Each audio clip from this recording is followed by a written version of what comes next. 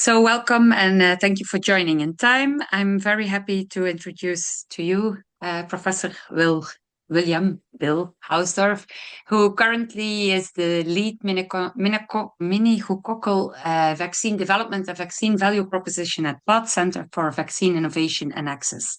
Originally trained as a biochemist at Johns Hopkins University and the National Institutes of Health, Bill Hausdorff has worked on the development, clinical evaluation, registration, implementation, and post-marketing assessment of a wide range of vaccines to prevent major public health problems for 30 years. His vaccine career started with the U.S. Agency for International Development and the Centers for Disease Control and Prevention, the CDC in Washington, D.C., and Cairo in Egypt, where he worked to expedite introduction of new vaccines into developing country immunization programs. He worked at Wyeth Vaccines and GSK Vaccines, and for the past 5 years, he has been based at the NGO POT in Washington, D.C. And until last year, he was my colleague at the Faculty of Medicine at the ULB. Bill, thank you for joining again this year, and the floor is yours. The floor. Thank you very much. And I want to make sure anybody's awake to say you heard Hilda talk about USAID, that I worked there. That used to be the foreign aid arm of the U.S. government that our man Trump has destroyed already. But anyway, just to see if you're awake, that's just to know that. So what I wanted to talk to you today about are vaccines and the future, what I think the future of vaccines are, and it's also the past in some ways, which is combinations. And it's a story which is not really a scientific story. It's got a lot of other elements to it, and hopefully you'll find it interesting. Hopefully I can change the slides here. There we go. Just to let you know where I come from, I mean, Hilda mentioned I've worked for a couple companies for 20 years. I worked for USAID. I now work for an NGO, which it's actually been 7 years. I'm on a WHO committee. PATH is an NGO, a non-governmental organization. So we get funds from foundations, but we're not corrupt in any way. So what I would like to talk to you about is this. Why do we need combination vaccines? What even is a combination vaccine? And if we do need them, if you go, yeah, okay, I agree, we need them, aren't they already being developed? And if you say, and you go, okay, some are, but what would priority setting do? Why would that help anything? Don't people set priorities already? And then I wanted to describe in most of the rest of the talk, and the meat of the talk is some very new analyses that PATH, which is the NGO I work for, along with the World Health Organization, we've been putting together to try to figure out what would be the priorities for combination vaccines. And I'll describe the methodology and some of the early results. So you're one of the earliest people to see this. And you can comment, and we'd love any comments. And then the next steps. So I should say that I just recently presented this talk literally 5 days ago or a week ago 1 week ago in Shanghai at the Vaccine Innovation Forum, which has a lot of Chinese vaccine manufacturers, Chinese or Asian policy leaders.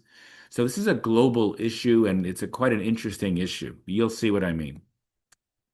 Okay, so does this panel on the right block this? Do I have to move this or not? I see the pictures on the right. Hilda, is it? The pictures on the right, yes. The video pictures. Should I remove that so you can see the slide? I'll move it down here.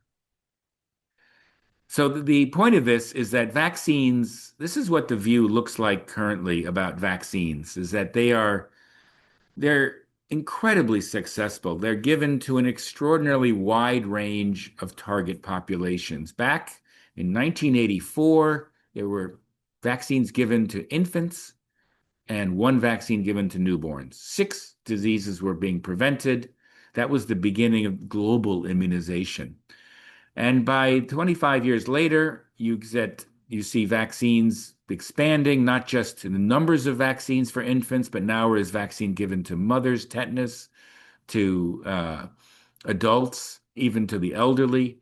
And as years have gone by, 2023, just 2 years ago, you can see all the different diseases that are potentially prevented by vaccines. Now, you personally, and I don't get vaccines against every one of these, but somebody does in some regions. And you see how many more vaccines, how many more diseases vaccines can prevent. Each of these, I can assure you, is a nasty, nasty disease. So it's a great success. And people forget that we have prevented the numbers they've come up with 150 million deaths over the past 50 years. It's a big number, a lot of deaths. And there are many more respiratory targets that you can, or any target that you can make vaccines against. If you wanted to prevent, sorry, if you wanted to prevent, yeah, whoa, let's go back there. If you wanted to prevent respiratory diseases, here's the different pathogens causing, let's look at children. And the left side, I think, is the cases, and the right side is deaths. Let's look at deaths. You can see there still is a wide variety of pathogens that are killing children. So if you wanted to make a respiratory disease, a vaccines that were effective against all respiratory disease, that's a lot of vaccines. But I have to give you some bad news. The vaccines are not really being developed at this point. There are some, but even for things that are the most important from the public health standpoint, and these are vaccines or pathogens that have been identified by the World Health Organization because they are very resistant to antibiotics, antimicrobial resistant, AMR pathogens, for which you would love to have a vaccine because the antibiotics are becoming less and less effective. And what you can see here, this graph shows you how many vaccines are in clinical studies in phase 1, 2, or 3. So let's look at the top left, Acinetobacter baumannii. Maybe you don't know this guy. It's a very nasty neonatal sepsis pathogen. It's a nosocomial pathogen. It's like 50% case fatality. It's terrible. There's no vaccines in development even though people are interested, they like it as a focus on, but there's none. If you look at some of the others, you can see there's a few vaccines in early clinical studies. You can see pneumococcal vaccine S. pneumoniae down on the left. There's a lot. There's vaccines that are licensed. There's other ones coming. You can see tuberculosis. There's some. But for a lot of the pathogens that WHO has said, these are major priorities. Nobody's developing these vaccines. And the question is, why not? And you can sort of see on the bottom, the only reason it must be that vaccine developers don't think if they made a vaccine against these, they'd be recommended and used by national immunization advisory committees, technical advisory groups, and ministries of health. If they thought there was a market, they'd be making them or trying to make them. And why wouldn't national immunization and technical advisory committees, because every country has one who recommends vaccines. Belgium has one, the US has one, UK. Everyone has a national committee that recommends. Why wouldn't they actually, I'm going to close this thing. Why wouldn't they want new vaccines? Well, because this is the number of different administrations that are being given. And you can sort of see on the left different ages, maternal, birth, infant at 6, 7 months, 9 months, toddler.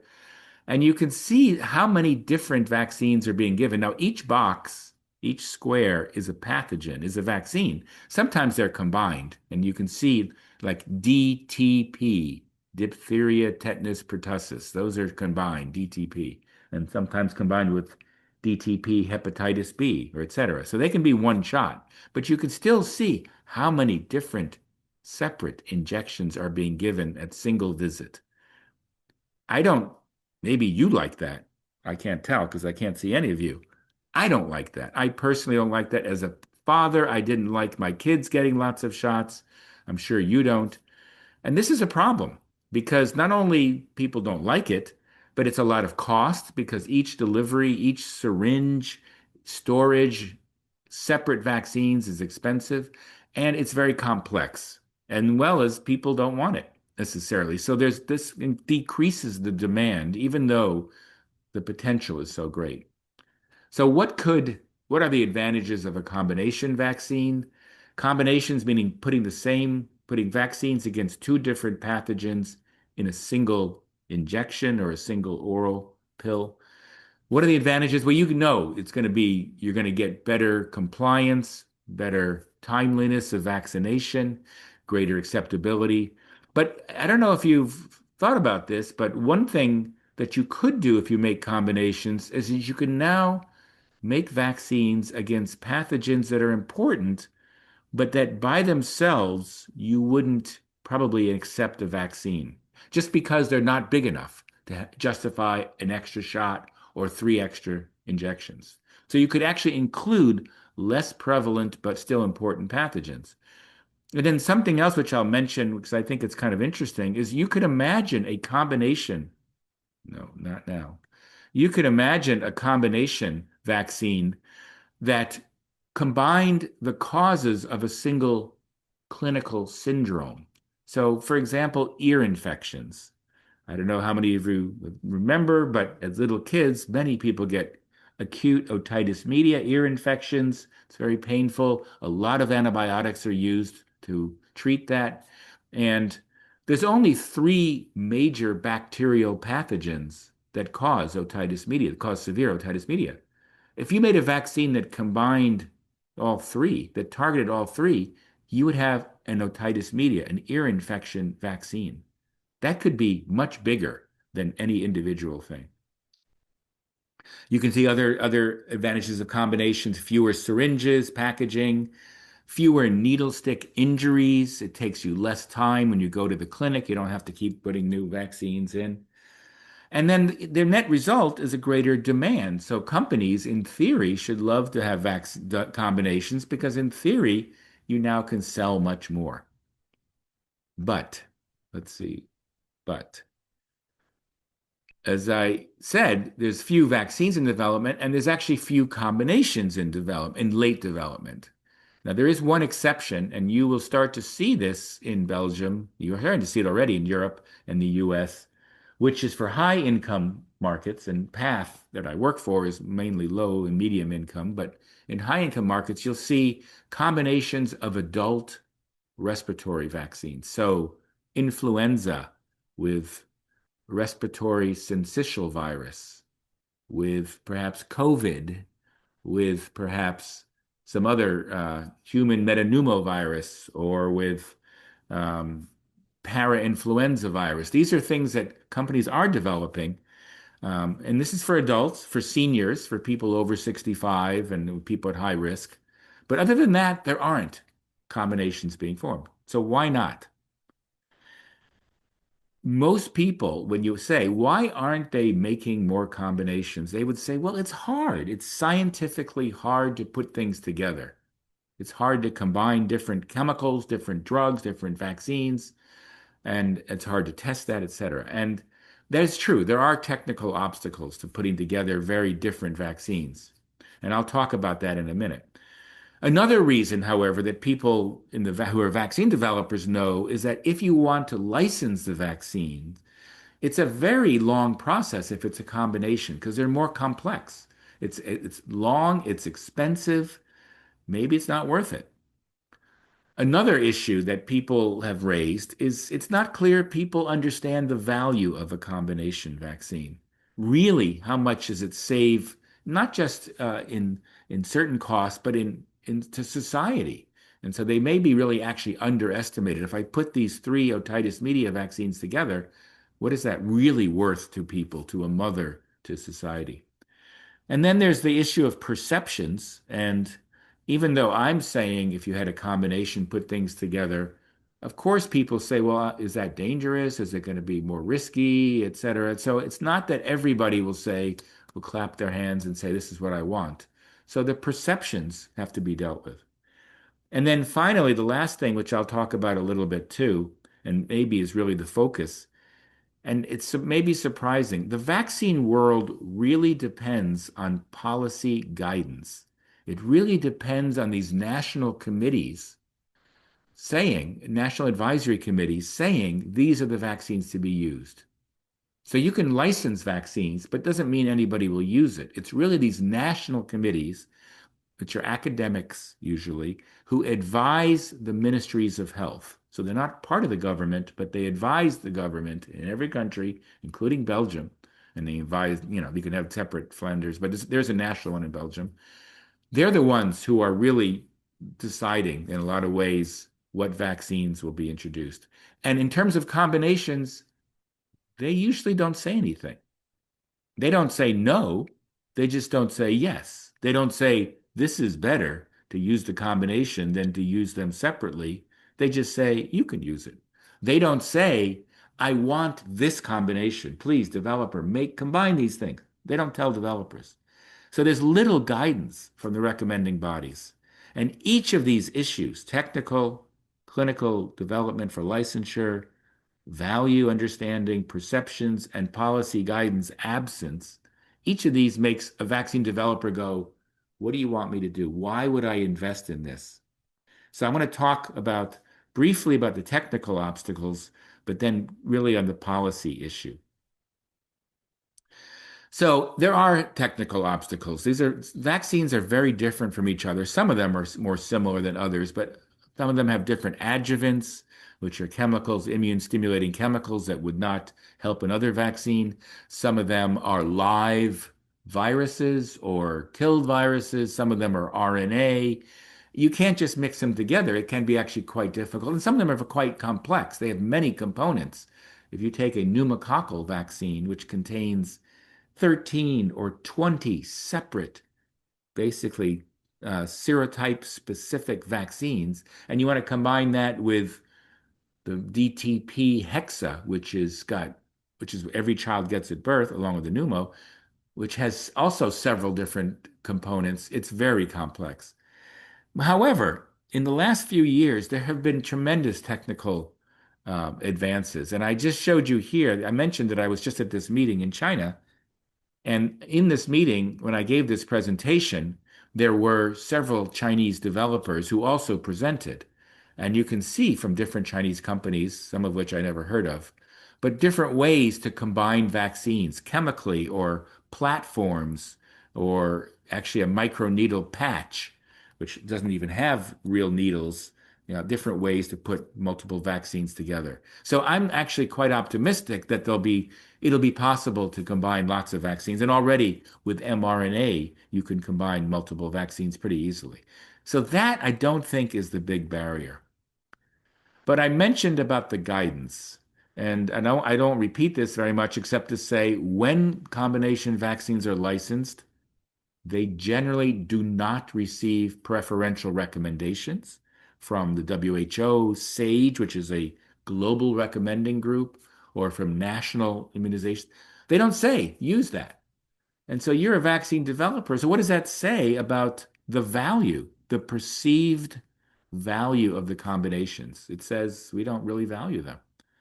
And they don't say what would be the future combinations. And so in the absence of that, the absence of guidance, absence of incentives, or even signals, it's the vaccine developers who decide, if they want to, which combinations to prioritize, not the public health people, which is crazy. Why wouldn't public health people say, this is what I want, as opposed to waiting to see what Pfizer or GSK or Sanofi think are good ideas, which is really about, as you know, where they can sell it. So the project that I want to describe to you now is something that we at PAC have been working on with people in the immunization group at the World Health Organization. And the idea was to set priorities and to basically come up with a way to decide from the public health perspective, what would be the priority combinations. And we're interested in combinations that are likely to be, and I'll describe what this means, programmatically compatible, technically feasible in 5 years, and something that you could sell. It doesn't help to make a beautiful vaccine scientifically. Oh, I love that vaccine, and nobody buys it. Who cares? And so that's the idea. And this project is a 2-year project. We decided to focus initially on children less than 5, so not vaccines for adults or adolescents or elderly. We decided to focus on endemic pathogens, so not outbreak pathogens particularly. And we decided not to include the entire universe of possible vaccines because it's ridiculous. You would have, if you do the math, you'd have 6 trillion, I don't know what the number is, you'd have Avogadro's number. If you have that numero de Avogadro, you have so many different vaccines. So we focused only on those combinations that would be include a licensed vaccine and then either another licensed vaccine or a licensed vaccine plus something that's already in clinical development, pretty advanced in phase 2 or beyond. You still have a lot, as you'll see. And the idea was that this will inform for vaccine developers which they should develop. Regulators and policymakers can say, oh, these are things maybe we should think about, sending a signal, and country decision makers. So again, this was the focus of the scope. Everything, children under 5, only vaccines that are essentially each payer must include a licensed vaccine. We didn't focus on vaccines only relevant for high-income countries. We wanted to have vaccines that could be global or regional, et cetera. And we ended up with 166 vaccines potentially that we could have included, and we came up with 56. And here's what we did. And this is probably this is the framework, et cetera. We came up with 56 vaccines. We combined them in theory. This is not really combining them in a table like this and said, well, if you could combine this with this or this with this, and you come up with all these hypothetical combinations. So this could be, malaria vaccine with, I don't know, with meningitis vaccine or human papilloma. No, we wouldn't do it for that because it's not children. Tuberculosis, BCG vaccine combined with DTP, hexa. So we took all these things and said, okay, let's put these together. Now, which of these really makes sense programmatically? So you're not going to combine a vaccine for young babies with a vaccine you give to 2-year-olds. You're not going to combine vaccines. One of them is a 1-dose vaccine and one of them is a 3-dose vaccine. So we basically said, which of these are programmatically compatible? You're not going to combine a vaccine for a disease that's only in Asia with a disease that's only in Latin America. So you're not going to make a yellow fever Japanese encephalitis vaccine. Okay, so now you have only those that are programmatically compatible. And then we said, okay, which of these are technically feasible? Which of these could you actually combine in the next 5 years because chemically they're similar enough? And then we basically analyzed and said, okay, now of these ones, which do you think are commercially sustainable? That you have some evidence that people would buy these. And then at the end, we're going to do a more serious assessment. So I'm going to describe briefly what these 3 are exactly, and then you'll see the results. But here's the numbers. We had, as I mentioned, 56 vaccines included, and you end up with 797 possible combinations, of which 184 were programmatically compatible, of which 71 we thought could be available. You could have a formulation available, not licensed, but could start to go in the clinic within 5 years. And of those, 15 of them seem to be interesting. And I'll show you the results in a second. So what does programmatically compatible mean? As I mentioned, do the diseases occur in the same region for the 2 different vaccines? The number and the timing of doses? What ages do you really trying to protect against? If something really is about a disease that occurs very young and something else is a disease that occurs older, you don't want to combine those. And so we basically analyzed this and came up with, as I mentioned, 184. So we minimized it. And we were starting to panic because we said, oh my God, we're going to have so many things. How are we going to decide? And then we looked at technical feasibility. And again, this issue has to do with chemically. Are they similar platforms? Are you combining an RNA with an RNA? Are you combining a live viral vaccine, another live viral vaccine? Or were you trying to combine something which has got a special adjuvant with something which is mRNA? That's not going to work. Also, you don't combine things that are oral with things that are injectable. That's obvious. If they have, really different biochemical properties, you can't combine them easily. Eventually, I'm sure you could. And so we basically were looking for things that were available within 5 years. And then they went on. We ended up with 71. And then here's the issue with this, which is a little bit more difficult in some ways. It's more subjective. Is this something people are going to buy? Is it something which will have a big health impact? And so we had this kind of four-step analysis. And as I'll show you, we went from 31 to 15. But let me tell you briefly here what this is, and you can get a sense of how would you decide this? Well, we first wanted to say the market potential. So the market potential. And there are different vaccine markets. There's the high income country market, there's middle income country markets, and then there's the Gavi market.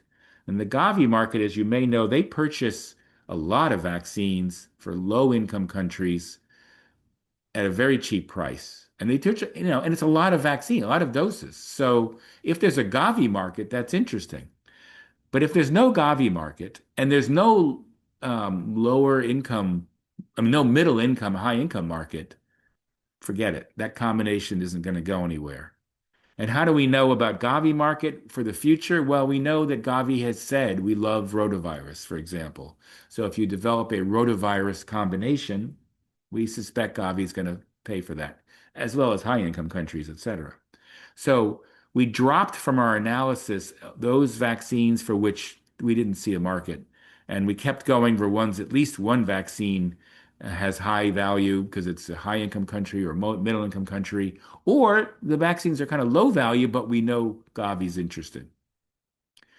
And then the remaining steps is we began to look at market factors, health factors, and immunization factors. And I'm not going to go through all of these, but just to give you an idea, for example, does the combination that you're talking about for infants, could it also be used in travelers, which is a commercially interesting market?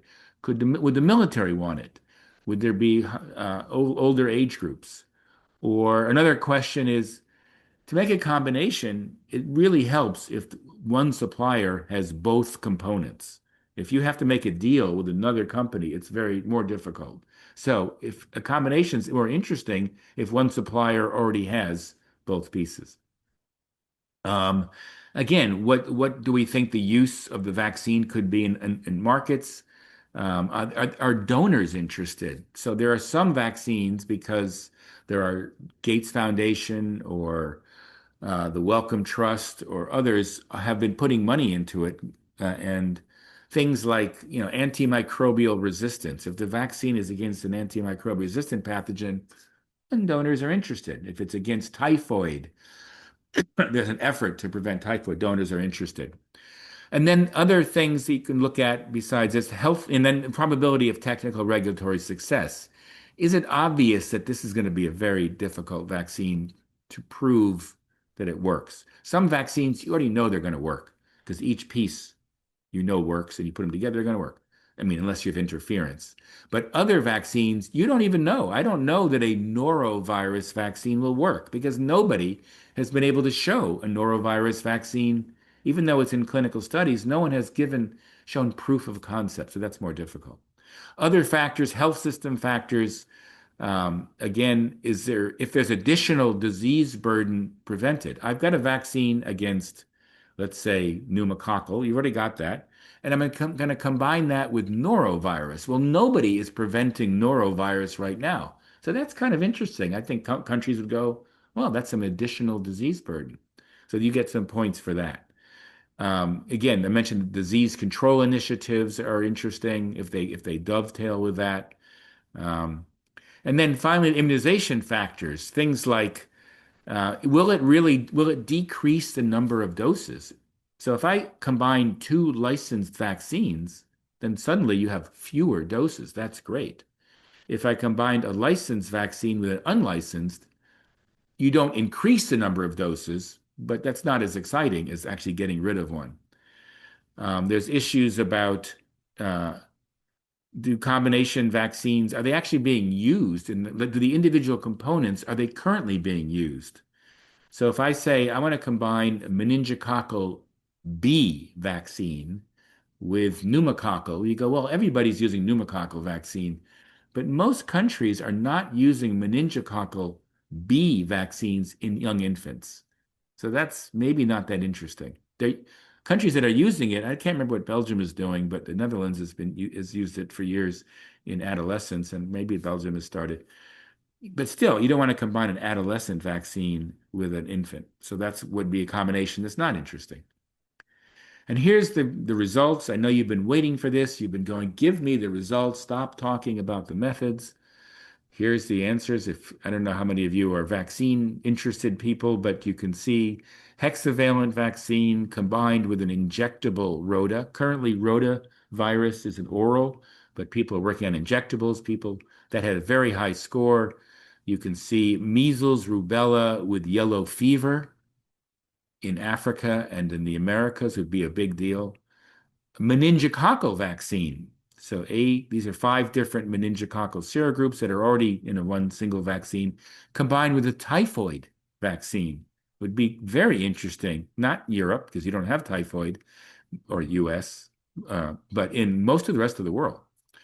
And you can see other vaccines that are interesting. Malaria down here is also interesting because it could be, there's a new vaccine being developed, which is against a different life cycle stage of the protozoan. So the current vaccine, which is pretty good, is only against one life. It's a very complicated life cycle, if you remember or know of Plasmodium falciparum, and you can have vaccines against different stages. And so the hope is that this vaccine, combined with this vaccine, would give you a super malaria vaccine. Another one that's probably coming is typhoid, which exists, combined with paratyphoid, which would be a big deal, especially in Asia. And then there were vaccines that were losers that didn't seem to make it, even though they could be programmatically compatible, technically compatible. We didn't think people could sell them. PCV and norovirus, had a nice market, but the value of norovirus isn't clear. The immunization, it's really not a big, considered to be a big pathogen. TCV and Shigella, one of the problems with that, Shigella causes diarrheal disease, as does noro. Typhoid is an enteric. But you need to you need to have 2 doses to prevent Shigella, probably, and only 1 dose for typhoid. And this probably needs to be quite early in life, and this is a little bit later in childhood. So they had a low score there. If you look by region, you can get an idea that some of these are global vaccines. So in Belgium, ideally, you might like a hexavalent acellular pertussis with noro or with injectable rota. You might like a PCV with Men-B, although again it's infants. You might like pneumococcal. This is pneumococcal combined with rota. And then there's Asian or African specific ones. The malaria ones are off the Africa. TCV, paratyphoid are particularly exciting in Asia. So I've talked to you for quite a while. The conclusions, and I'm expecting a lot of really interesting questions. The conclusions are that combination vaccines could make things easier, make them better, but it's not going to happen by itself. Developers are not developing them in. And so unless we actively prioritize, the regulators actively change how they do business, and we're working on that. The health economists actively change how they value vaccines, and the policymakers step up and say, I want these, and this is what I want, and if you make it, I will recommend it. We're not going to get much. So we have done this in exercise, 15 priority combinations. We're now talking to various stakeholders. Going to China was talking to a lot of the manufacturers there and the Asian policy. We're talking to immunization advisory committees. Actually, one of the people on our technical advisory group, I don't know if if you know them, Hilda, or others, Laura Cornelissen, she's in the Belgian NITAG. She's helping to advise us. And by the end of this year, we're going to come out with, here we go. This is the ones. What I showed you was preliminary. I don't know how much it'll change, but we're still getting feedback. And in the future, we could do other things like What about combinations for maternal immunization? Because there are more vaccines being developed for pregnant women. What about combinations that are not just two things, but three things or four things? The combination that children in Belgium get, and most countries, and infants, they get diphtheria combined with tetanus, combined with pertussis, combined with hepatitis B, combined with Haemophilus influenza B, combined with polio.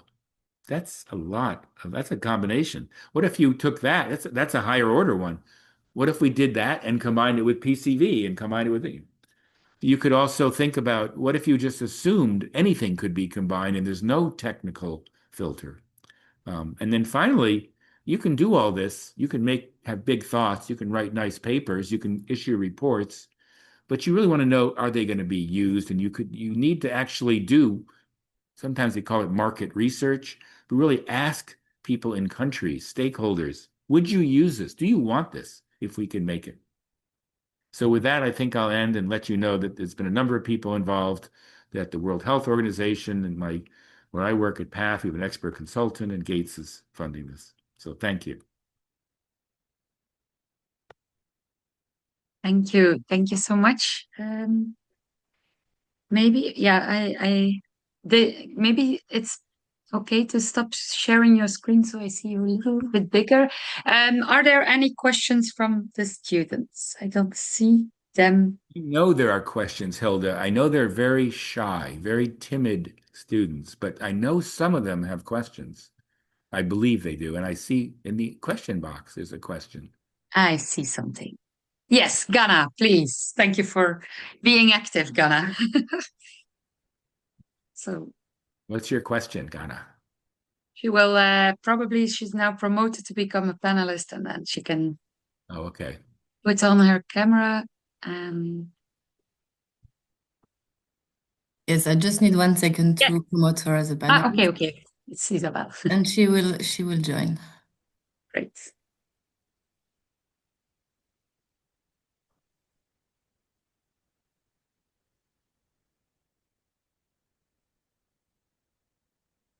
Yes. Okay. Hi, Ghana. Hello. Hi, Bill. Thank you very much for your presentation. I wanted to share my experience as a mother. So I have a child who's 6 years old. And so we went through the vaccination process, which was in Hungary. So I guess different countries in Europe, which actually was kind of news to me, have different schedules and different mandatory vaccination schedules as well. So I think you have mentioned the PCV13 to be combined as in one shot with DTPA H. So we had Pentaxim from Pfizer, so the 5 initial ones, and then we had PCV13 separately. I think the problem with PCV is that you have to have 2 injections at different stages for the PCV13. And for the ones that I mentioned above, you need to have them 3 consecutive shots at 2, 3, and 4 months. So how would you go around that? Yeah, no, that's a great question. That's exactly the kinds of questions we were asking in the programmatic compatibility. So we decided arbitrarily, and I'll tell you why in a second, it wasn't arbitrary, that if you needed, if one was a single shot and one was 3 shots, you can't combine those. But if we said if one is 1 shot and another one is 2 shots, you could combine those. Or if one is 2 shots and one is 3 shots, you could combine those. Why? Because actually, every time in the past when we've made combinations, we've had to have compromises. So, for example, when the DTP combinations were made, DTP with hepatitis B was only 2 shots, but DTP were 3 shots. And so if you want to combine them, you're going to have to do 3 shots of the combination. And it was known that it's fine to do that. There's no safety issue giving an extra hepatitis B. You just don't really need it. But it was thought this is worth it. This is a trade-off. You go, now I just have, instead of having 6 shots, DTP and hepatitis B, 3 DTP, 3 hepatitis B, now I have 3 shots. It was worth it. Another example is measles with rubella. Measles needs 2 shots. Rubella needs one shot, but the measles rubella is a two-shot series. So we said that is possible. Now, is that good? I mean, it costs, you'd think it might cost a little bit more. You're giving something that doesn't really matter. But if you know that there's no safety issues and you know that it doesn't affect the efficacy, then we said that's possible. But you're right. And that's going to be true. That's one of the issues with combinations. Almost none of them are perfect. The schedules are a little bit different from one vaccine to another. And you go, okay, I'm going to have to make a schedule which maybe isn't exactly the one I want. But that's the compromises you make if you say, I just don't want to have so many shots. And then the second comment that I want to make is that, again, from the mandatory perspective, don't you think maybe it would be better first to kind of change the legislation? Because I know that, let's say, some more Western countries have less mandatory vaccinations and they give more freedom, which is, on one hand, yes, it's good. On the other hand, yeah, for public health, maybe it's a challenge. So do you think maybe it should be maybe uniform in a sense across Europe? Or what Well, do you there's think? two different things. One is the uniform, and the second is mandatory. So mandatory means everybody has to get the vaccine. Right, but that's uniformly Oh, I mandatorized. see. Okay. Because they're also, as you said before, thank you, as you said before that, oops, shit. Oopsie daps. You will come back. Yes, I hope. Thank you for being active, Johanna. Hilda, while we're at it, what do you think about mandatory vaccinations? It's well, I was thinking in Belgium, we only have one vaccine that is mandatory, which is polio. For me, all vaccines should be, don't quote me, it's bad that this is recorded, because I'm of course, a big fan of vaccination. I think this is already clear by now. The fact that we have vaccines available is something that is pure magic, and the fact that we have access to vaccines, we should really be very grateful for it.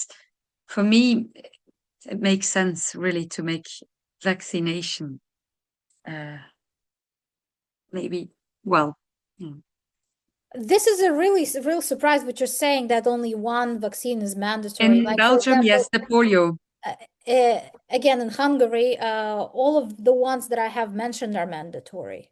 Oh my, yeah. So BCG at birth is mandatory. Then you have 2, 3, and 4 months for the DTPH, this Pentaxim, it's mandatory. The PCV is mandatory. The MMR is mandatory. My, that's great. Bill, we were just saying, she asked my opinion about what about vaccines being mandatory. I said, for me, it should be. Really, It's I'm really a fan. it's a tricky I'm a question. fan, but Yeah, it's a tricky question because, yeah, can you really oblige people to? On the other hand, look at, well, in Belgium, this is what I was saying, Bill. In Belgium, only polio is mandatory. If the whole world would have this mandatory polio vaccine, we would have eradicated it, and it's now coming back. So anyway, you were explaining. No, that's good. I mean, I think the debate you're having is the real debate. In the US, for example, it's not federal mandatory. It's not even a state mandatory. It's at school level. Schools will say you can't come to school unless you've had these vaccines. And then there's all sorts of exemptions. People go, oh, for medical reasons, I can't, my kid can't. Okay, that's real. Sometimes, usually not, but sometimes. And then there's philosophical objections, which are to me are silly. Religious exemption, which are silly because I don't remember the Bible or the Quran talking about vaccines. So it's tricky. I think the countries that have the best immunization coverage, it's not necessarily mandatory. It has to do with understanding the value of vaccines, trusting the government when they give you communication about things. The reason why polio is not eradicated, part of it is because of just distrust of the government. If you look at Pakistan and Afghanistan, which are the two places that have had wild polio, they've never wiped it out. Every other country in the world, we've wiped out wild polio, but not there. It's the regions of those countries which are the poorest and distrust the government the most. So you can imagine a situation. I know I'm going offline, but it's kind of interesting, I think. You imagine a situation, you go to a village in Pakistan, a tribal village, and you go, I'm here to do polio immunization. We're going to wipe out polio from the world. And they go, we don't have much polio. Yeah, we've had cases and it's not nice. We have a lot of diarrheal disease. We have a lot of respiratory disease. We don't have clean water. We don't have good food. You're the national government. You don't do anything about the things we actually care about. Get out of here. You're just being sent in by the West, by the US, by the same people who are flying the drones overhead. That's not really a priority for us. It's a priority for you in the US and Europe, polio. It's not for us. It's just one of many diseases, and it's not the worst by any means. So it has to do with really, if you look at anti-vaccine stuff in general, or resistance to vaccination, it's not really so much about the vaccines per se.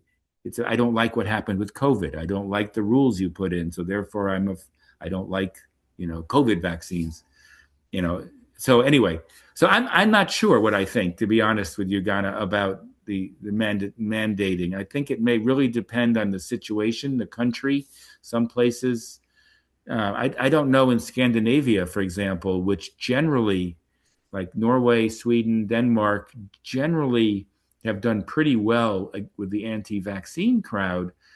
And I'm not sure that they mandate. I think there's more trust in the governments because of those societies. But I don't know. I've heard the arguments both ways. If you mandate, you just make people angry at you. I don't have to do it. On the other hand, people should have to, I think there should be mandates at a certain level. I think school, if you want to go to a public school, other kids should not have to be exposed to your kid who is unprotected and therefore can spread things. Then I think there's a direct reason, but I don't know if in general you say everyone who lives anywhere should. I'm not sure. But you think, Ghana, that you would do it? Or Hilda, you were saying you would. Ghana, what do you think? I also wanted to make another comment, just to because you mentioned that maybe schools should make a decision about the vaccines. So in Hungary, again, it was a situation in COVID.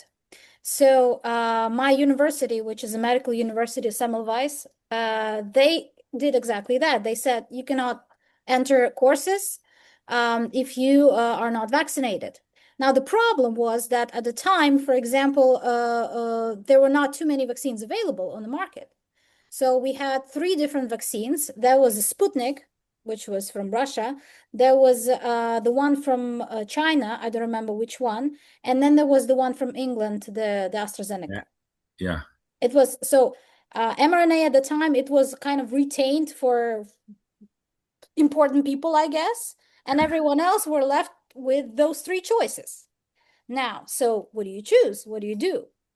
What do you think about that? Well, I think in health facilities, there's no question you mandate. Then it's crazy. They should be getting influenza. They should be getting COVID, because you have a responsibility in a health facility, in a medical school, in a hospital, in a clinic, not to infect your patients. You're dealing with people who are coming in. You could easily be infected. I don't think there's any question there. I find it crazy that anybody who's in the health profession would say, I don't want to be vaccinated and I should be able to teach, or I should be able to see patients. I would just immediately, no, you can't. So that's an easy one. But, at the time, Sputnik actually looked like a decent vaccine. I remember seeing the data on Sputnik, some Gamaleyev Institute or whatever, and it was actually pretty good data. It was surprising. Because, Russian, you don't really know, you trust. The problem with that vaccine turned out that it was never licensed in the West, because they would never talk about how they made it and the procedures. And that's a big part of vaccine licensure, is show me you can reproducibly make it. Show me that you're doing the quality control. And apparently they wouldn't show anything, which either said it wasn't that consistent or whatever. So that's, but it wasn't a bad vaccine. The Chinese vaccine also, the first ones were also not bad. So, and the AstraZeneca was, they were all pretty good vaccines. So I don't think that in that case there was an issue. Maybe you don't know at the time, but I remember looking at the articles about these vaccines and the descriptions of the data. And so they were actually all real vaccines.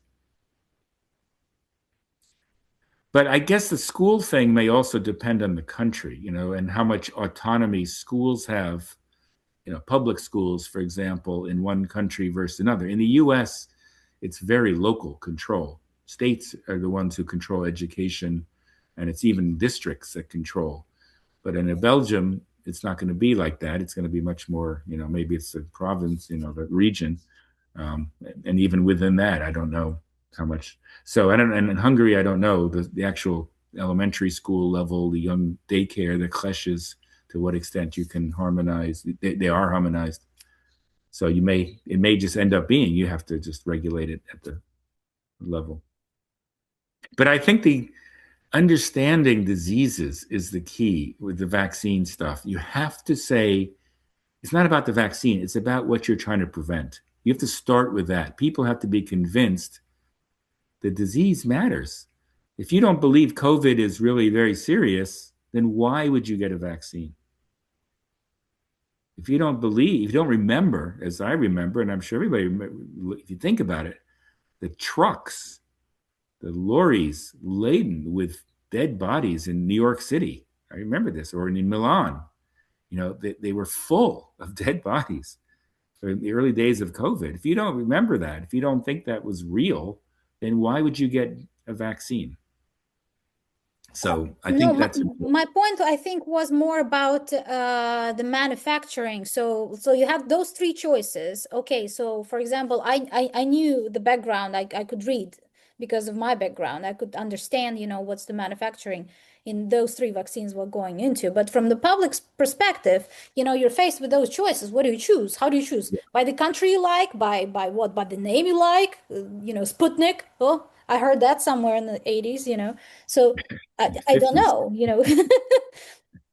Yeah. That's why you have information. But that's why you have every country has their own immunization technical advisory group, because they're supposed to do that. They're supposed to say, first you've got a Ministry of Health, which you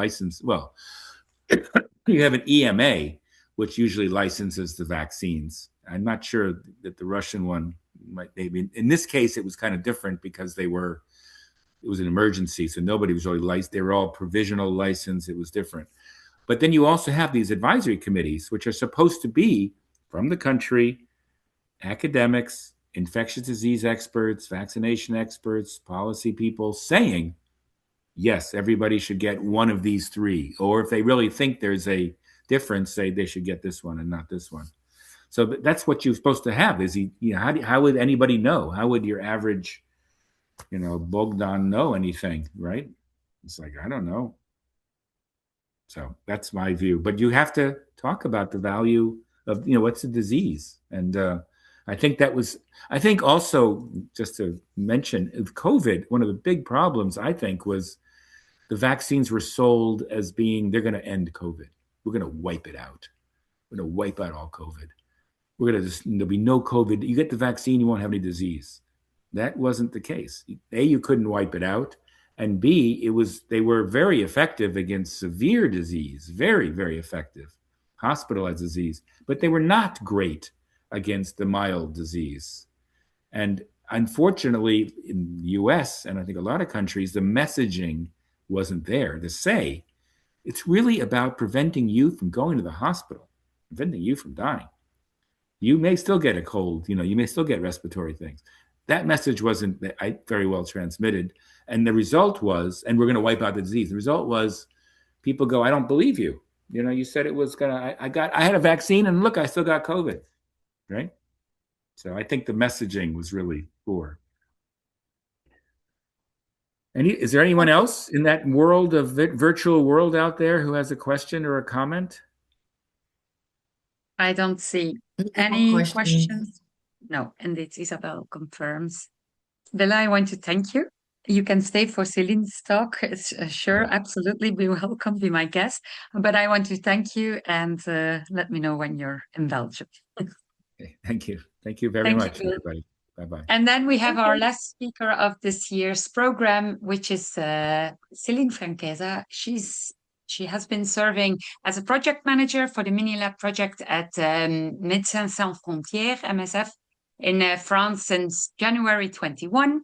MSF is an international humanitarian medical organization founded in 71 of last century in Paris by doctors and journalists that provides assistance in exceptional situations such as conflicts, epidemics, natural disasters, and contexts of extreme vulnerability. In her role, she leads the development of the Minilab, an innovative all-in-one clinical bacteriology laboratory designed to be autonomous, portable, cost-effective, and adapted to MSF field conditions. Developed in collaboration with the partners, this solution is also intended to be made accessible to healthcare actors in low resource settings, contributing to improved diagnostic capacity and patient care.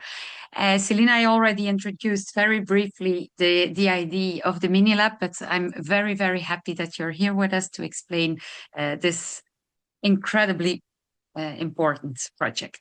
Thank you. Thank you, Hild, and hello, everyone. So I'm going to share my screen here. No, yes, you will see that one. I'm going to put it in big slides like that. Right. Normally, yes, you see it, and I can see you also. So that's a little bit. So yes, so as Hild explained, I'm going to present you the project of the mini lab. That's not a project anymore because it's a reality, but at least I'm going to explain you what was the process and what makes the mini lab what it is, in fact, and how we did it and what are the next steps. So first, why a mini lab and what it is concretely? So the problem it's about antimicrobial resistance because this is in fact a kind of a hidden illness and it's estimated to cause more deaths than any other illness by 2050 and especially in low and middle income countries. So you see, for example, in this illustration that there is a big global burden in Africa with more than 4 million deaths estimated. And the MSF response to this issue of antibiotic resistance is it's based on 3 different pillars. So one is the infection prevention and control. So make sure that there is all of the prevention measures, so to wash hands and all of these things to prevent the bacteria to contaminate people. After, there is another pillar, which is the antibiotic stewardship. It's really on how to use the antibiotics to treat the patients. And the third one is the microbiology part. And so this is the one I'm going to talk about today.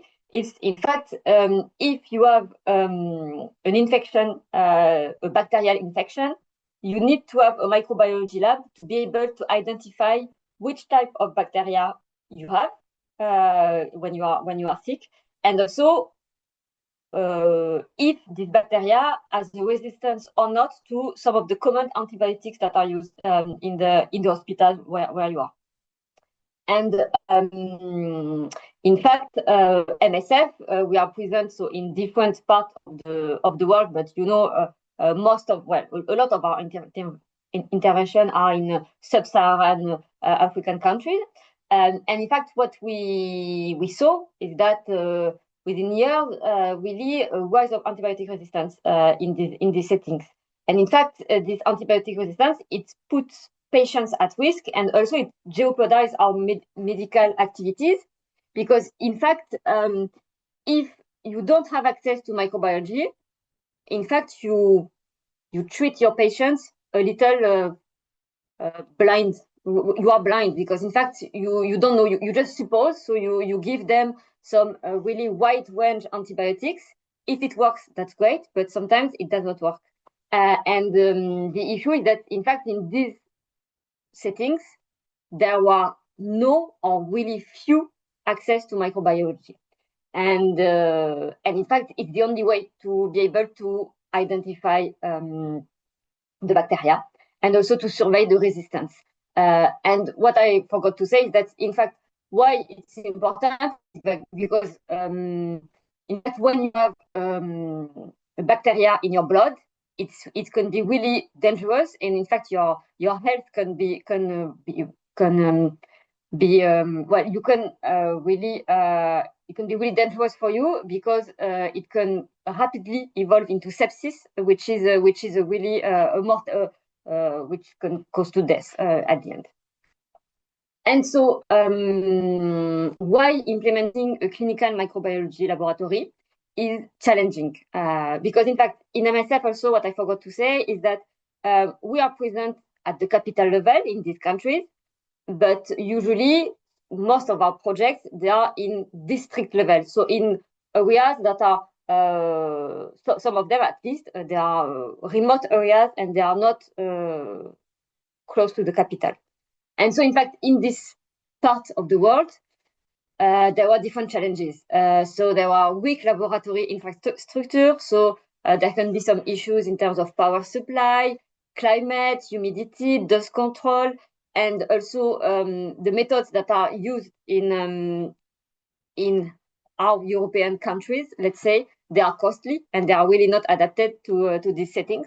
There is a difficulty of supply. You have to think about that in these places. The way MSF operates is that you make some international orders, and in fact you get the supply 2 or 3 times a year. So you don't have a regular delivery of drugs, reagents, equipment, and things like that. It's really 2 or 3 times a year. In this country, there is a limited availability of consumables and reagents that are adapted to microbiology and for laboratory purpose. And another big issue is the limited staff capacity and training. In fact, they do not have a lot of microbiologists who are trained. And so if there is no microbiologist, you cannot have a microbiology laboratory. And also, yes, issue on questionable quality assurance, but that's logical. If there is no laboratory in place, there is no quality assurance that follows that part. And so what we did within MSF is that we thought, okay, we took into account, in fact, all of these challenges and say, what can we do? And we thought about it with a lot of partners, so with some academic and commercial partners. And in fact, we decided to develop a small-scale microbiology laboratory that is adapted to these low and middle-income countries. And so, in fact, it has been several years of development, and the mini lab is able to analyze blood, urine, and cerebrospinal fluid, and it can report full pathogen identification and susceptibility testing. The susceptibility testing, in fact, it's a specific test where you can test all of the antibiotics and see if the bacteria is resistant or sensitive to the antibiotics. And depending on that, after the clinician can decide which antibiotics he will give to the patients to make sure that he gets better, or at least he hopes he gets better, because sometimes, unfortunately, it's not enough. And so this mini lab, it has been configured for district level. So in fact, it can be set up in a small space. So you need 15 to 20 square meters. And it has a capacity to manage between 10 to 30 samples per day, and maybe a little more if there are some peak activities. Because, for example, in our settings, there is a fluctuation in the activity over the year. Sometimes there was some peak activity with the malaria season, and so there is a need to make sure that we can adapt the capacity. And what is really important is that it has been designed for non-expert microbiologists. This is really important because in fact, within the mini lab, we are able to train laboratory technicians, because in this country, there were laboratory technicians who are used to do some specific tests in laboratories. But for microbiology, since in the microbiology, there is not one bacteria. There are a lot of bacteria. So that's why microbiology is really complex. And so it was really our objective to say, we're going to do everything that we can to, in fact, upskill them, let's say, and improve their capacities. And so they are able to manage a clinical microbiology lab, even if they are not microbiologists. This was really our mindset in the development of the mini lab. And so how it looks like. In fact, it's an illustration. And after I will show you a small video, so you will have a better idea of how it looks really. But it's really this concept. So in fact, the mini lab it's coming in big boxes. So these big boxes, once they are opened, they can be transformed into laboratory benches, and where you can put all of the equipment that are needed for the mini lab. So you have 6 of these boxes that you see here, and each of them they have a wall. So for example, the number 1 is the one that you use for managing the sample and in fact registering the sample when it's arriving. You have the number 6, which is for the waste management, so the autoclave, to make sure that you sterilize the contaminated samples at the end of the process. And after you have a few of them, so the number 3 and number 5, it's for the sample manipulation. So there is one with the microscope, and another one with the different tests that need to be done through all of the life cycle of the sample, let's say. And the key characteristics of the mini lab is that it's modular and robust. When we say modular, it's because the basic package, let's say, it's 6 modules. But as I told you, if there is a peak of activity, if needed, we can add an additional module to make sure that the team will be able to manage the peak of activity. And what is important is all-in-one solution. In fact, when we come with the mini lab, we come with everything. So you will see that after, but in fact, we have the equipment, we have the reagents and consumables that are needed for laboratory activities, for sure. But we have also the training. We have also all of the operational procedures. And we have also a laboratory information management system that has been developed so to guide step by step all of the laboratory technicians through all of the process. It's easy to use. So one of the main points also that was decided, it was not to use automatic techniques. Because in fact, if you go in a laboratory in our countries, everything is automated. So there were big machines, and well, there were still laboratory technicians, but most of the work is done by big machines. But these big machines, of course, they have a cost, but the cost to buy them, but also a maintenance cost. And in fact, it's really not for now. Maybe one day, this type of machines will be the solution for these settings, but for now, this is not a solution at all. And so we said, no, it's only manual techniques, but everything has been done, so it's easy to use and to avoid mistakes. So there were things that are kind of semi-automated, I could say, but it's not a machine. It's only always at the end, it's the user, so it's the lab technicians who makes the final decision. But at least there were a few things that have been developed and put in the mini lab, so it can help them through all of the process. It's sustainable because what we identified also, it was some kind of a robust solution, so robust equipment, and quality center, of course. So in fact, as I told you, microbiology, it's not an easy part. And so all of the steps that are followed in the mini lab, they have been validated through different studies and with some publications that have been made available to the scientific community and all of these things. So really, objective was to have the same quality than a conventional laboratory or a big automated laboratory that we have in our country. So really same type of quality. It was really important. And so here, just an illustration to show you that it has been really developed using a user-centered and iterative process. So as I told you, really, we say, okay, what is the reality in this context and what we can do about it? So there were several years of conception, development, and validation. So we adapted, simplified, and validated the analytical process. So from the test device to the equipment used in laboratory.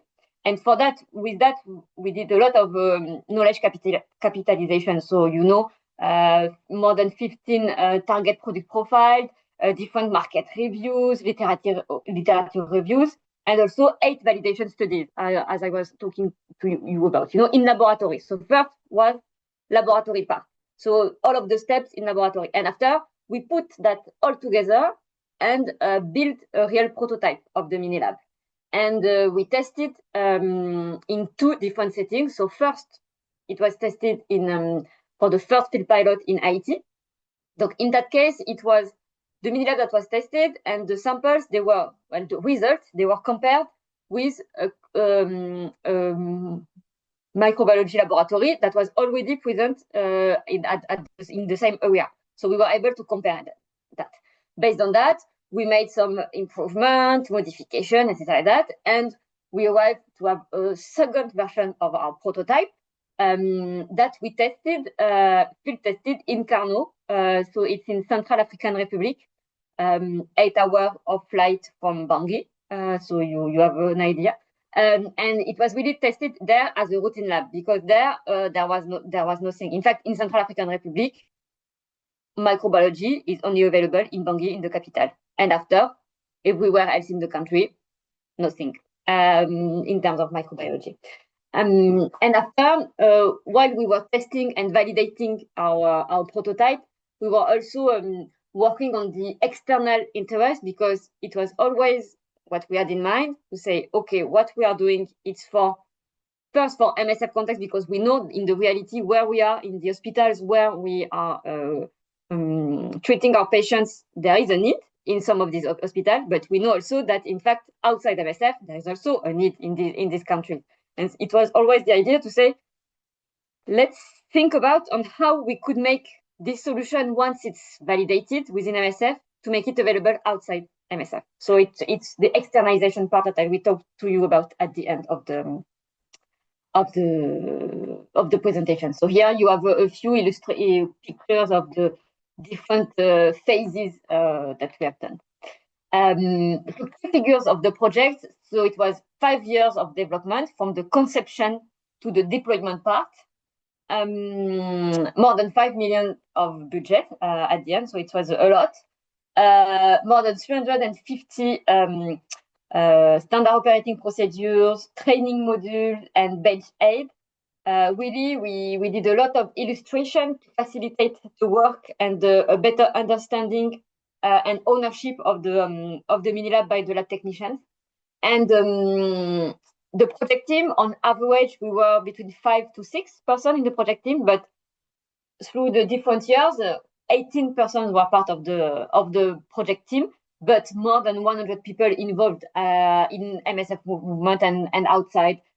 Several articles published, different presentation in the scientific community, and 1 PhD.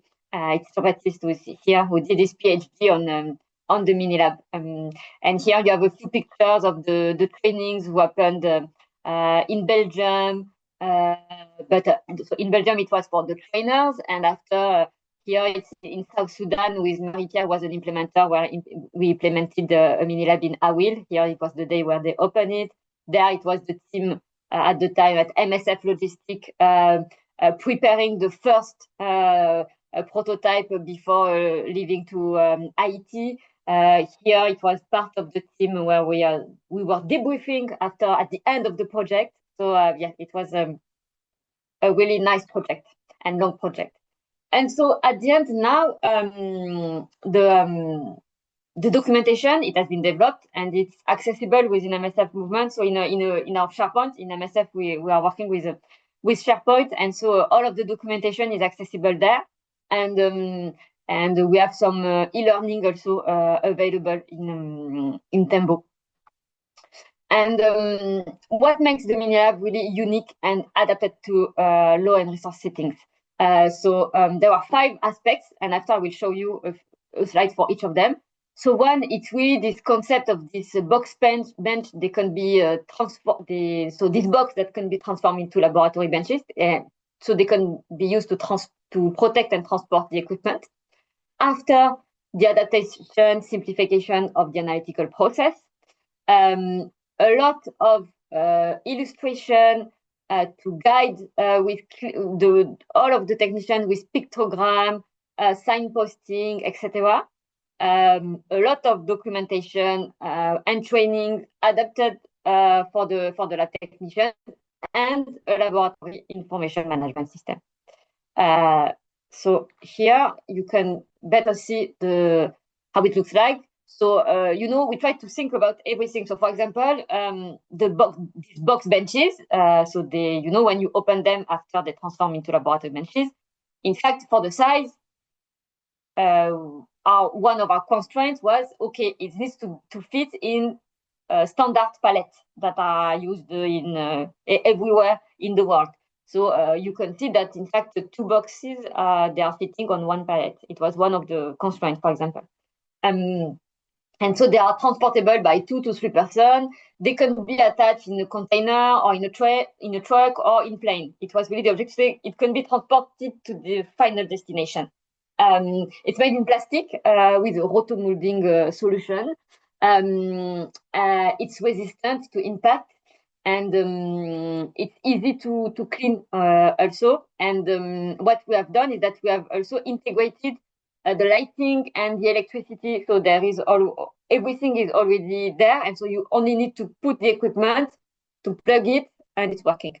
Of course, before you need to train the team, but to install it, it's really easy.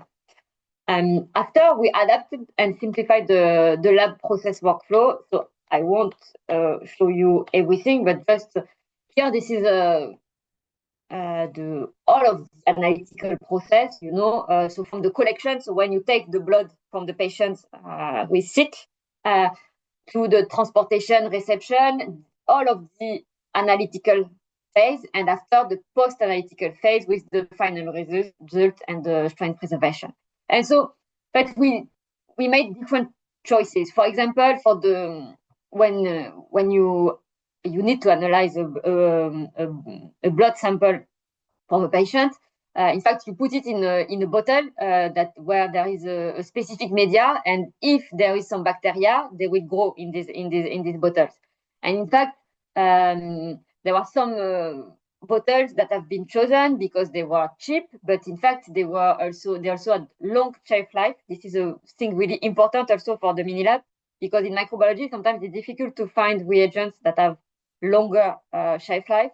So it was really important for that. And for example, for this bottle,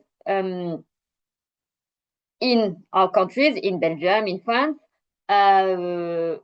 you put these bottles, not exactly this one, but the same kind of bottles. You put them in a machine, and this is the machine who is going to read it regularly and to say, yes, this bottle, there is some growth in it, so there is some bacteria, or not, there is nothing, and so the patient does not have a bacteria.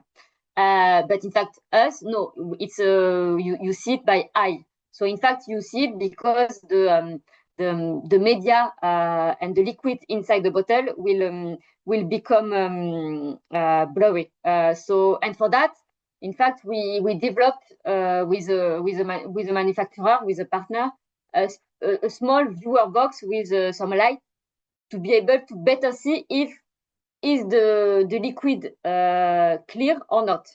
For example, this is one of the example that we did. We also selected one incubator that is able to still function if there is an electricity cut for several hours. So this is something important, for example. And after, maybe here I can show you, yes, for the autoclave, we also selected one that was not too big, because we know that we don't have a lot of space in these places, but also easy to use. So with a few already pre-programmed program that were enough and for our purpose, and different have been tested, and this one has been selected. And as I told you, so I won't go into detail of all of this. This is just to show you what is the analytical process, but just to show you that, in fact, in usual in our countries, you have the final result at 72 hours. At 24 hours, you have one part of a result if there is a positivity that is detected. 48 hours, a second part of the result. And in fact, the final result is at day 3.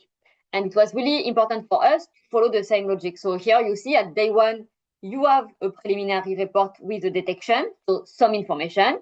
At day 2, you have a preliminary report, so orientation with, in fact, you are able to do additional tests to have additional information. So you can communicate to the clinician, so you can start adapting the treatment. And after day 3, you have the final report with the AST and ID plate readings, so you know which bacteria it is concretely and if there is resistance or not to the different antibiotics. So it's really that. As I told you, a lot of effort has been done on documentation. And in fact, at the end, so we have different user manuals covering all of the life cycle of the mini lab, and also some quick guides. They are in English, French, and Arabic. And what we do is that we do some on-site learning. So we do some training, so 1 month training for laboratory technicians who do not have expertise in microbiology at the beginning of the training.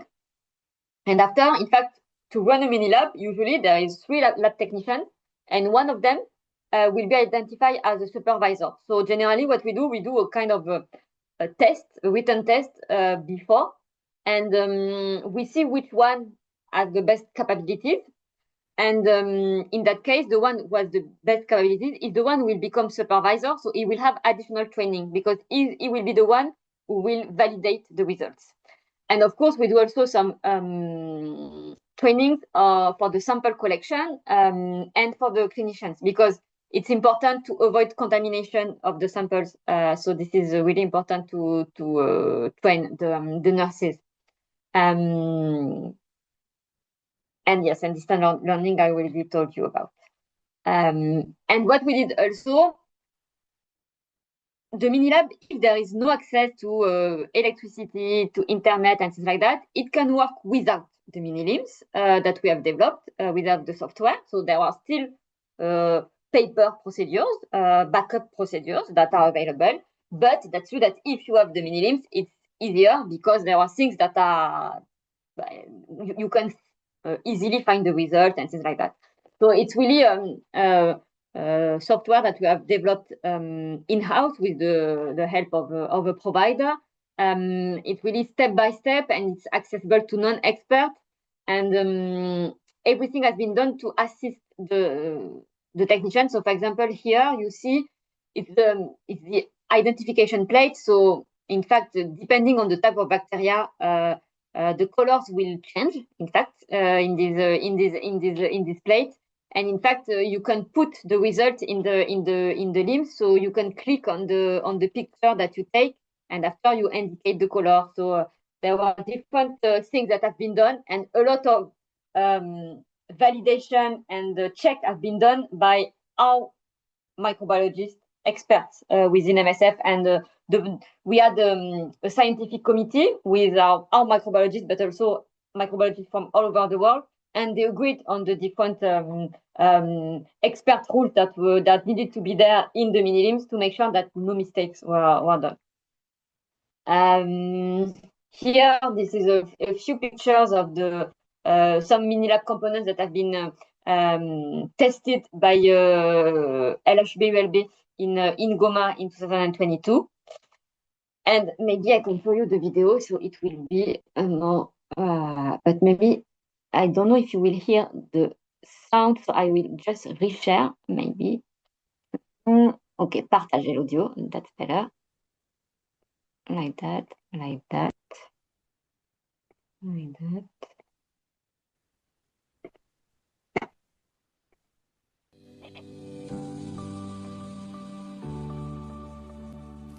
Antimicrobial resistance is now universally known as a global threat.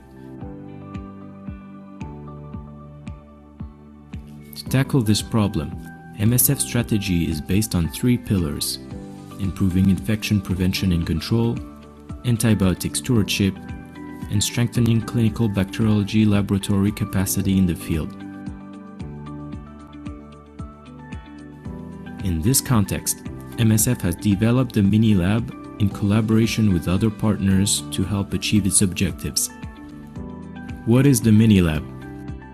The mini lab is a clinical bacteriology laboratory that identifies the bacteria responsible for different types of infections and determines their antibiotic susceptibility.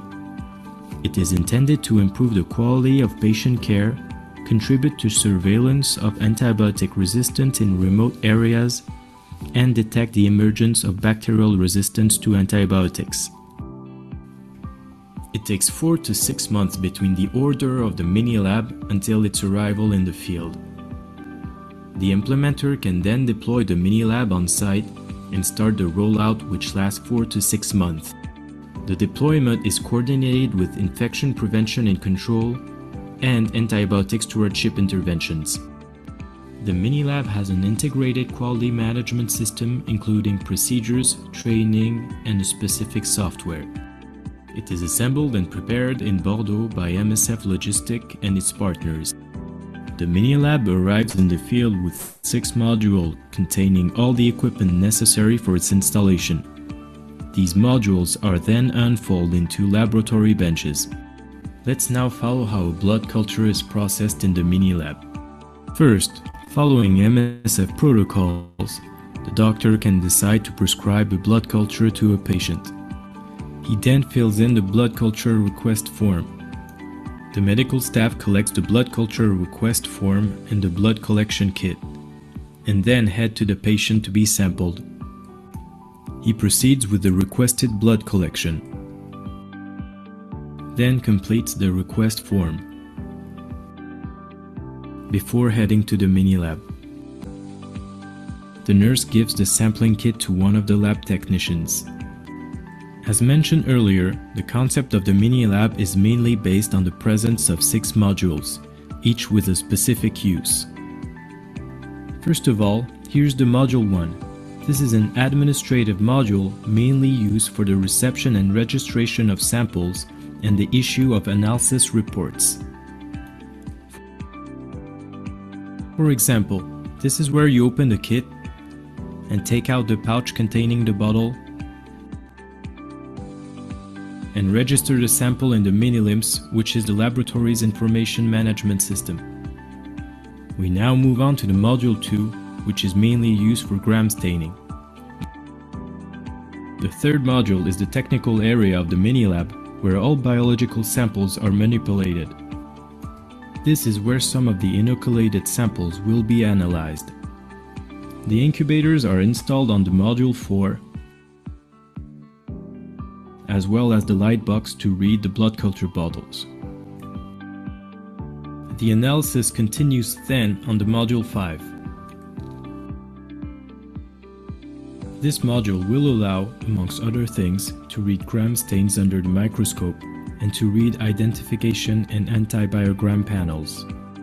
Finally, the module 6, waste management, is used for the treatment of infectious waste from the mini lab. This will be autoclaved before being given to the hygienist for incineration.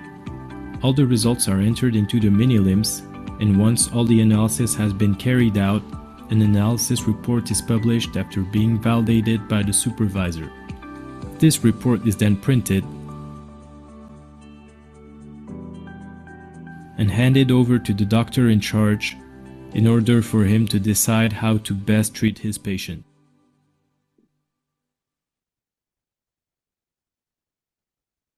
Yeah, so I'm gonna reuse my screen. So now what's next? To show you that, yes, the mini lab, now it's a reality. So it's not a project anymore, as I told you at the beginning of the presentation. So it has been validated in 2022. Since then, there are 10 mini labs that have been deployed. Among 11,000 patients living in remote areas, they have benefited from a blood culture in 2 years. So there is an average of 12% positivity rate. And what we see is that, in fact, in all of the places where we have deployed the mini lab, so it can be in Democratic Republic of Congo, in South Sudan, in Nigeria, in Central African Republic, in Iraq, Afghanistan, we see that there is the presence of multi-drug resistance bacteria. And this is a big issue because if it's a multi-drug resistant bacteria, it's really difficult to heal the patient. So this is a big issue. In summary, what is the mini lab? It's a useful tool to bring microbiology at district level, but it's not a full clinical microbiology laboratory. Why do I say that? Is that, for example, in a full clinical microbiology laboratory, you are also able, for example, to analyze the bones. And for that, in the mini lab, it's not a reality for now. Maybe at one point we will be able to do that, but for now, no, in the development part, we needed to focus on specific aspects of the microbiology. It's a modular and adaptable laboratory that can be easily installed or removed, but it's not a mobile laboratory for outbreaks, for Ebola outbreaks, for measles outbreaks or things like that. No, it's not the mini lab that is useful. It's really it's other type of laboratory. It can be used to integrate any technology for validation studies, but it's not a high-tech automated laboratory. I think that you understood that. And of course, it should be integrated in a national, local health plan to, in fact, improve the access to microbiology in the country. But it can also be used alone for research purpose and to generate evidence for pharma, for example.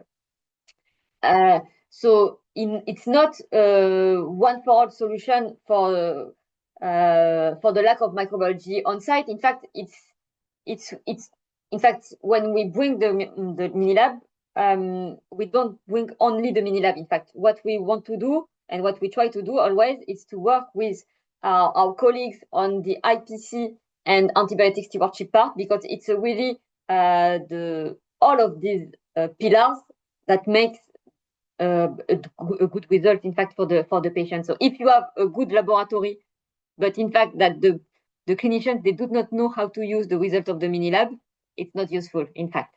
And same, if you have a good microbiology laboratory, but you don't have all of the basic IPC measures, and in fact there is a lot of contamination and things like that in the hospital, the microbiology lab, will not be used at its full potential, let's say, And so next step, just a few words on. So this is the reality in MSF, and mini labs are working, and step by step, additional mini labs will be developed. But in parallel, in the mini lab project, ULB was one of the partners, was one of the scientific partner of the development of the mini lab. And some ex-members of ULB who are still working at ULB, and some former members of the mini lab team, we created a non-profit organization in 2024, which is ALPHA, so standing for Accessible and Affordable Laboratory Solution for All, to make the mini lab accessible outside MSF. So we have now an agreement with Médecins Sans Frontières to make the mini lab available outside. So it's not easy because it's a big job to do that.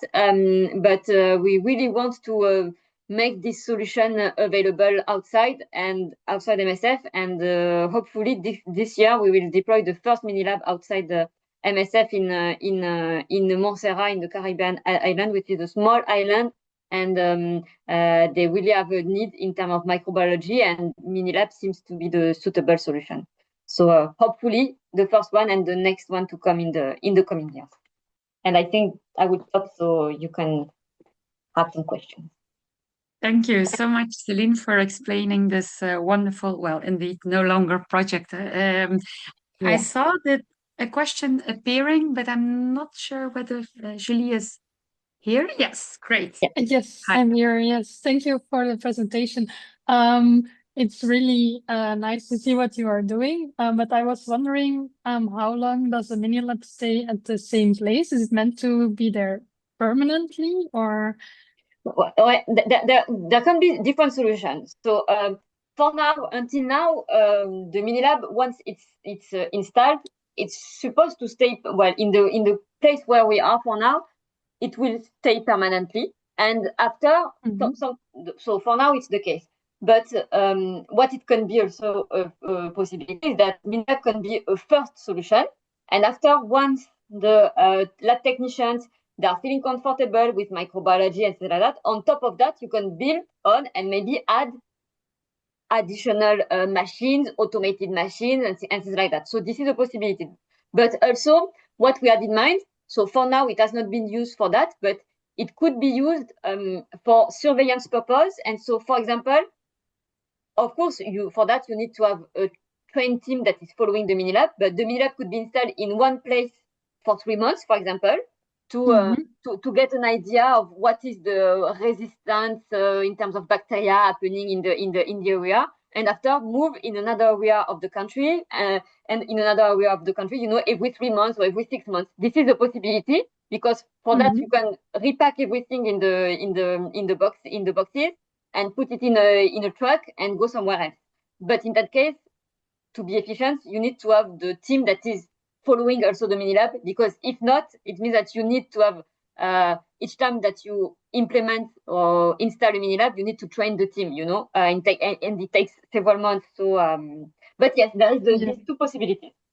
Yeah, and how can you make it like financially sustainable? Because at some points, some of the equipment is going to break down. Are you still involved, or is it going to be sustainable by itself?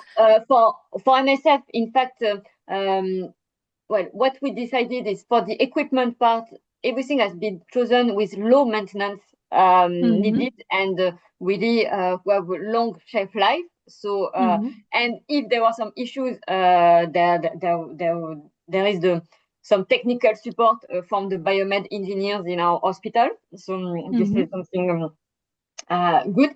And but of course there is still a price for the reagent and consumables, because the equipment, it's a one-time cost. Let's say, of course, maybe in 10 years you need to replace one of the incubator, one of the freezer, but that's normal, and that's the usual life. But if you want to upgrade your equipment, then you also upgrade the price, probably, or yeah, that's a reality. But that's true that for reagents and consumables, you need to order regularly. So 2 or 3 times a year, you need to order it.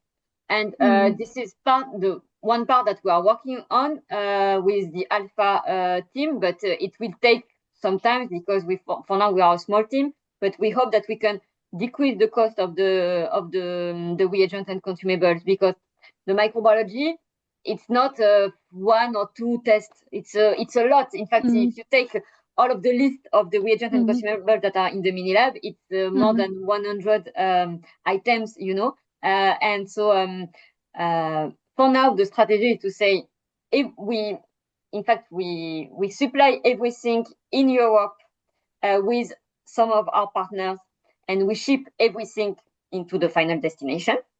But after, what we have in mind is that once the technicians, they are mastering the techniques and things like that, we can maybe adapt some of the processes, so to facilitate the local supply and local local purchase instead of ordering internationally. But at the beginning, to make sure that they are understanding the process and they are following the techniques and to have good quality results, we have to start with that first step. But it's really at the end, at one point, we hope that we will have some kind local or regional supply center partners who will be able to provide at least some of the reagents and consumables, so it can decrease the cost for.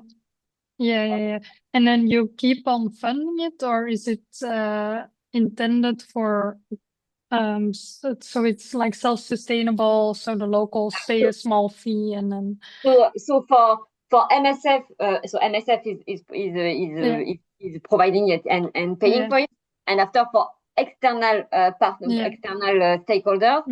So within Alpha, in fact, Alpha we are NGO, so we don't we just need to cover our operational cost. So for now, that's the cost for sure, but we cannot provide the mini lab for free, because if at one point we manage to have a big grant and a big donor who is willing to fund 10 mini labs, for example, for different areas in the world, in that case, we will be able to not give for free or something like that. But for now, this is not the case. So we are, for example, in Montserrat, the mini lab is not paid by the Montserrat Minister of Health. It's paid by the UK HSA, so it's the UK Health Safety Agency, and has a budget. And in fact, they are the one who are funding the mini lab. So okay. And then I also have another question. I don't know how long the mini labs are already running, but I was wondering if you already see a decrease in antimicrobial resistance or an improvement there, or is it too soon? Yeah, we need to have a 1 or 2 years to have a more more data, but for sure there are things that are improving. But this is something that at one point will be I think communicated. But for now it's still early. But what we can see and what we saw is that some of the implementers who are there to train the teams on site and things like that, they really saw some improvement concretely, and they saw that they were able, thanks to the mini lab, to save some patients, some small babies. I remember one of my colleagues, he told us, that's great, because thanks to the mini lab, they were able to identify which bacteria this baby was and had, and once it was identified, they were able to give the good antibiotics, and they saved his life, So it's really, for sure, yes, it has improved. But after, concretely, it takes time, to build a hospital antibiogram. So it's an antibiogram with all of the data, but for that you need to have a certain number of samples that have been collected, and also a certain number of different bacteria that have been identified, so you can make some conclusion. So it takes some time. Yeah, because that's also, if I'm not taking up too much time, that's another part of the discussion, I think. If you can detect the bacteria in a very remote location, do you also have access to the right therapies, or is that also... Sometimes yes and sometimes not. That's true. That's an issue. But at least because after you need to start somewhere, and you need to start doing something, and even if it's not perfect, at least it will show the presence of the bacteria. And if the antibiotic is not present, at least there is it can be after used as advocacy through the Minister of Health or the different actors to make sure that these type of antibiotics are made available in the countries, because yes, this is a reality. Sometimes it's identified, multibacterial resistant. Do we have another antibiotic that can be used? No. So yeah, but at least it proved that there is this presence of bacteria. Yeah. And do you feel like the ministries in those countries are willing to adapt their policies on these things? Or?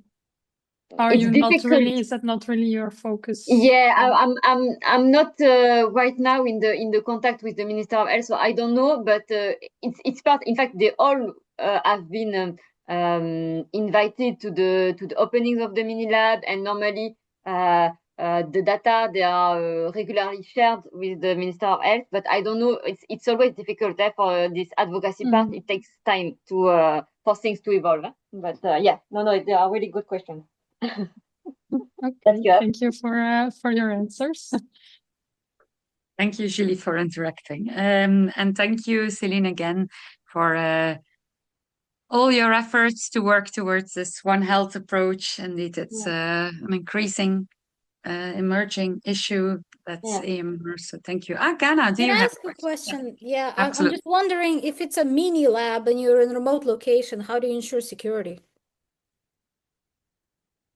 So, but in fact, we are in a remote location, but it's always in a place where there is a permanent structure. You know, there is always a hospital. For example, in MSF, there is the usual security within MSF, and outside MSF, we will not put a mini lab if there is only one tent. You know, no, we will put that in a place where there is enough security.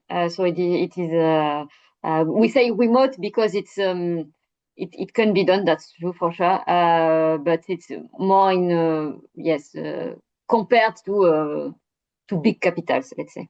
Yeah. Thank you. You're welcome. Thank you. Thank you, Celine, again, for sharing your expertise and all your efforts done. I will, in maximum 14 minutes, go to the conclusions and some of the ways. Do I share my screen? Yes. Yes, You do. see the screen, right? Okay, perfect. Just some concluding remarks. I made some slides that you will see at the end too. Wait. So I hope that by now you saw what we tried to do, how we actually moved along this R&D or drug development and innovative health therapy development. First, explaining the basic concepts in module 1, showing you who is active there, public-private partnerships, how important collaboration is, moving along the clinical or actually along the whole across the pathways, showing the different fields and expertise needed to bring this, and then indeed coming today to this idea that we really need to step up and that political leadership is needed to work towards improved health coverage, global health coverage. What I wanted to say is that indeed you come now to the end. Well, you are at the end of the program and you saw that everything is related to each other and that we really need different disciplines towards or to work towards an improved ecosystem. Today you heard much more about this One Health concept, but indeed always remember where the finish line is. And that the patient, if there's no adoption, no adherence to therapy and not the right therapy with AMR, super important, we don't innovate. So you saw collaboration with respect to science, regulatory science, public-private partnership, risk-tolerant financing, political leadership, and community engagement. I hope this is clear by now. We discussed the fragile balance and how the challenges at national, regional, and international level affect affordable healthcare for patients worldwide. But it's my aim and the aim of the I3H Institute, and hopefully also your goal now, today, or as of today, to get rid of one of the most shocking and inhumane forms of inequality, the injustice in healthcare. The I3H Institute actually aims to help creating this ecosystem of future health professionals that collaboratively work and use this collective intelligence and of course, and I'm here again with this little red box. We need this collective intelligence and true interdisciplinary innovation to fight for, or at least improve our efforts to work towards universal health coverage. The best teachers will not give you something to drink. They will make you thirsty. They will not give you answers, but they will put you on a path to seek answers. And sure, not all aspects on healthcare innovation were covered in this course, and we did not cover all disease areas. We are very much aware of that.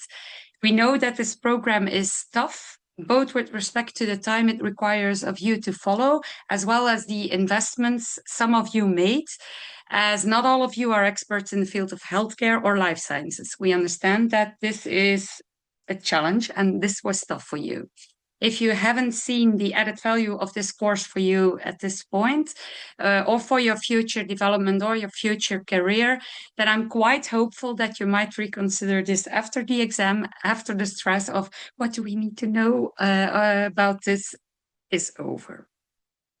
I believe that a genuine teacher does not seek to impress you with their greatness, but instead impresses you upon what you already possess, the skills, and that you can further discover this on your own.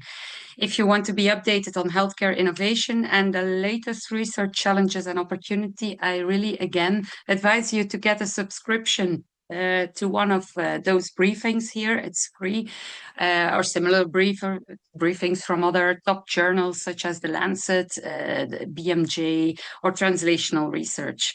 You'll see, or I hope that you start seeing that by now, by the end of this interdisciplinary program in healthcare innovation, a lot of innovations happening today, or new innovative treatments finding their way to the patients at this moment, have been discussed in one way or another.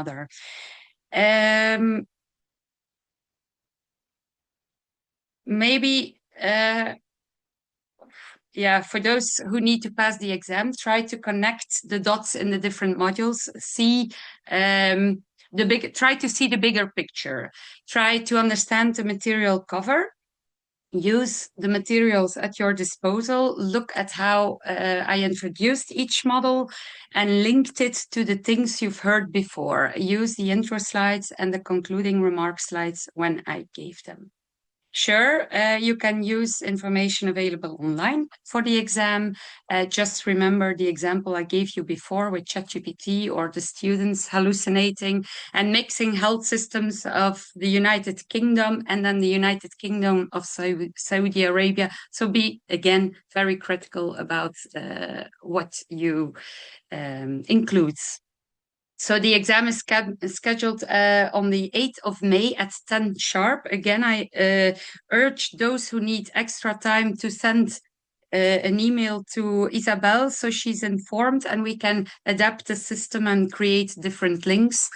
You will get an insight in the type of exam questions upon playing a small quiz that we will put online. Or quiz, no, more a feedback where we hope next year to further improve the program. So upon returning us your feedback, you will get an insight in the type of questions I ask. For example, you have to know how a clinical trial looks like: safety, efficacy, phase 1, a small number of patients, phase 2, phase 3, on a large number of people, market authorization, pricing and reimbursement phase, and then the phase 4, the post-marketing monitoring of real-world evidence. Or, for example, you have to understand what HTA is, health technology assessment, and how cost-effective or cost-benefit analysis are broadly done. Also,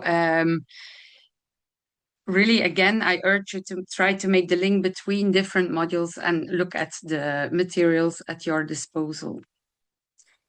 You have been put in groups. So the groups that work on the case study will hand in their manuscript on the 4th of May, by the end of the day. The groups are fixed. There is one more issue with one group who cannot present on the 12th. We cannot change it anymore. So you will have to, if you need to present on the 13th, join another group, because the groups are now assigned and the jury is also already assigned, and we cannot change this. I explained to you what we expect, so you hopefully collaborate together. A maximum of 10 pages, and that doesn't include references or potential appendages that you include. Try to go in the introduction already to what your research question or your topic is that you want to describe. Don't give us a literature review. Please think out of the box or create a new box. Be a little bit innovative in how you approach the work. Yeah, I read this in Nature, and it's with respect to group work, there are different types of co-authors, and in most cases, this reflects how you'll encounter working in a collaboration or in a group too. Try to agree upfront on who does what to avoid frustration and issues afterwards. Know that, and I've explained this at the start of the program, during the defense, we will ask all of the group members to answer questions, and believe me, it quickly shows who worked on the case study and who was the free rider. So I told you that how I would say the overall manuscript should look like. So you start with an introduction, you go to the topic, you analyze the results, you also give your methods where you found this information. There's also, don't forget this, if you use artificial intelligence, whatever kind, make sure that we can follow what you did and how you prompted the system. I told you what our aim is with this program at the very start of this program, and we hope to develop your interest or further develop what's already inside you. And I'm sure that some of the speakers of this program have inspired you. Don't hesitate to stay connected. As you know, we welcome all feedback and all suggestions. We are very, very happy and proud to see last week that you enjoyed engaging in the workshops, and we really want to optimize this experience for the next cohort. If you know someone, or you know someone who knows someone that could be a great added value as a speaker or a workshop coordinator, don't hesitate to reach out, and do stay connected through our I3H alumni network on LinkedIn. But you will see this appearing online, and then we will send an email, so you don't have to check every time again this UV.